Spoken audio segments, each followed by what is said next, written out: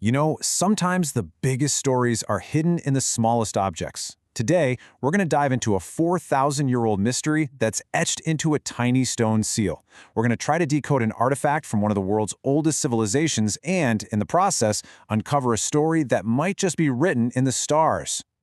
So let me just ask you this. What if this famous, super enigmatic object wasn't just some religious icon, but was actually a sophisticated celestial map? I mean, a guide to the heavens, created thousands of years before the first telescopes.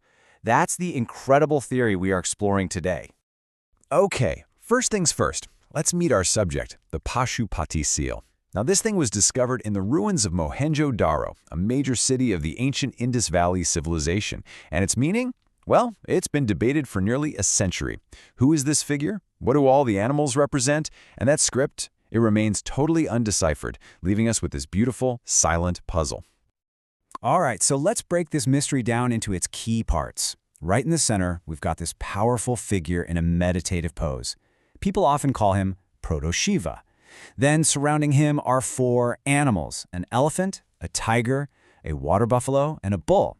Every single one is a clue, and together they form a kind of code that we're about to crack. Now, to find the key to this code, we have to do something kind of counterintuitive. We have to look away from the Earth and look up to the night sky.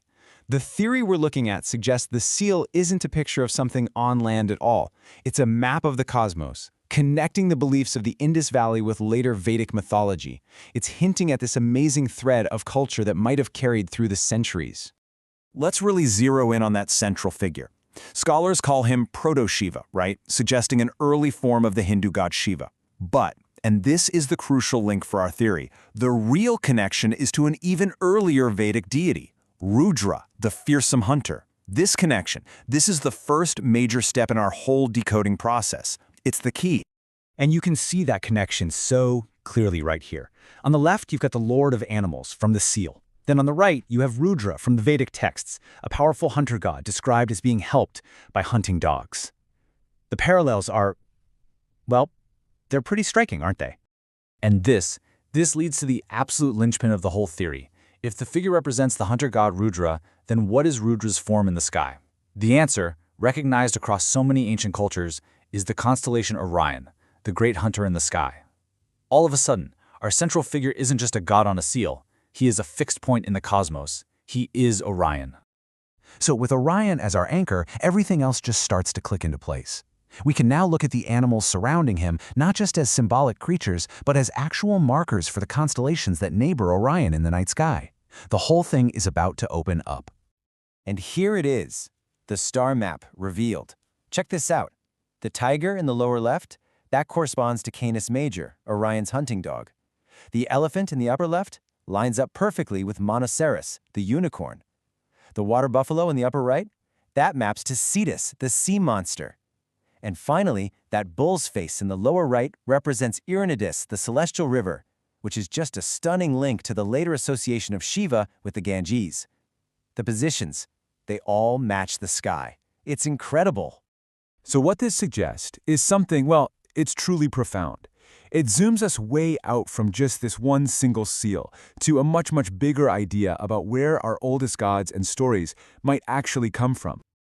This is really the core thesis of it all. The gods weren't just invented from whole cloth. They were observed, they were charted, and they were revered in the night sky. They are cosmic archetypes, born from the patterns of the stars. It's a really powerful way to reframe how we think about ancient belief. And this is why this stuff matters so much. You have to remember, for ancient people, the sky wasn't just a pretty backdrop. No way. It was a clock, a calendar, a map, and a holy book all rolled into one. The movements of the constellations literally shaped their rituals, their myths, and their entire understanding of their place in the universe. So, wow, we've traveled from a tiny stone seal all the way to the vastness of the cosmos. Let's just quickly recap the logical journey that got us here, just to make sure we're all clear on how this argument is built. It's a pretty clear 5-step deduction when you lay it all out. Step 1, you start with the artifact. Step 2, you identify that central figure as the hunter god Rudra.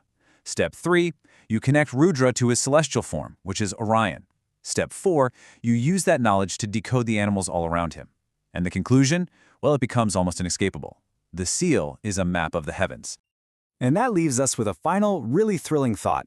If the Pashupati seal is a star map hidden in plain sight, it just makes you wonder, what other secrets are our ancestors trying to tell us?